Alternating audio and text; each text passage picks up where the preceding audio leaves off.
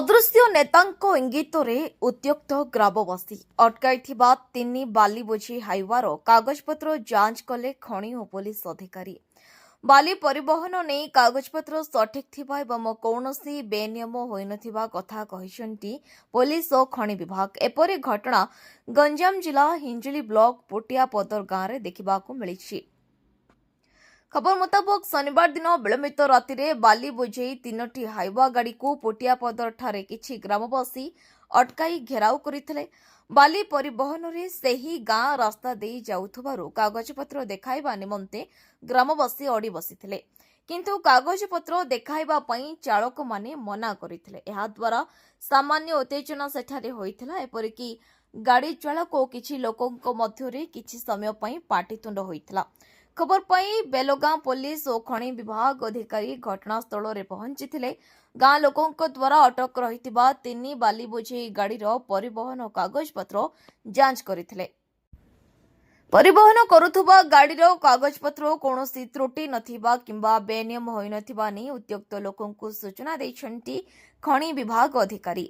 ସେହିଭଳି ସ୍ଥାନୀୟ ଥାନାର ପୋଲିସ ମଧ୍ୟ ତଦନ୍ତ କରି ଲୋକଙ୍କୁ ବୁଝାସୁଝା ମଧ୍ୟ କରିଛନ୍ତି, ଯାହାଫଳରେ ପୋଲିସ ଓ ଖଣି ଅଧିକାରୀଙ୍କ ଉପସ୍ଥିତିରେ ସଠିକ୍ କାଗଜପତ୍ରକୁ ଗ୍ରାମବାସୀ ଦେଖିବା ପରେ ପରିସ୍ଥିତି ନିୟନ୍ତ୍ରଣ ହୋଇଥିଲା।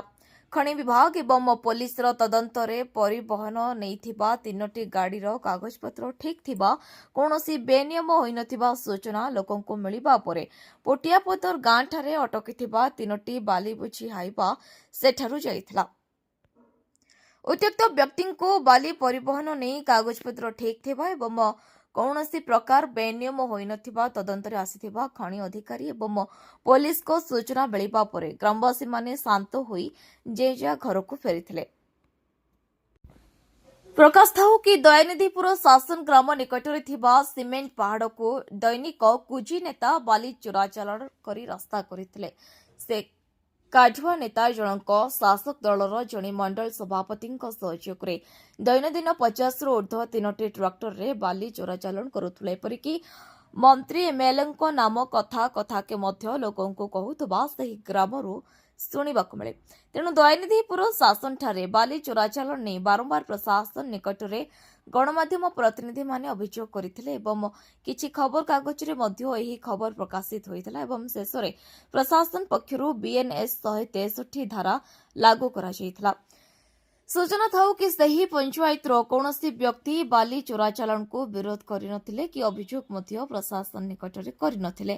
ତେବେ ଗତ ଶନିବାର ଦିନ ସେହି ପଞ୍ଚାୟତର ପୋଟିଆପଦର ଗାଁଠାରେ କାହିଁକି ଉତ୍ତେଜନା ହେଲା? ବିଳମ୍ବିତ ରାତିରେ କାଗଜପତ୍ର ଥିବା ଗାଡ଼ିକୁ କାହିଁକି ଅଟକାଇ ରଖିଲେ? ଏହାର ପ୍ରକୃତ କାରଣ କ'ଣ ରହିଛି ଏବଂ କେଉଁ ଅଦୃଶ୍ୟ ନେତାଙ୍କ ଇଙ୍ଗିତରେ ଉତ୍ତ୍ୟକ୍ତ ହୋଇ 3ଟି ହାଇୱାକୁ ଅଟକାଇଲେ ତାହା ଜାଣିବା ପାଇଁ ଆଗକୁ ରହିଲା। ବ୍ୟୁରୋ ରିପୋର୍ଟ, ବିକଳ୍ପ ସମାଚାର। ଆମ ଚ୍ୟାନେଲକୁ ଲାଇକ୍, ସେୟାର ଏବଂ ସବସ୍କ୍ରାଇବ୍ କରନ୍ତୁ।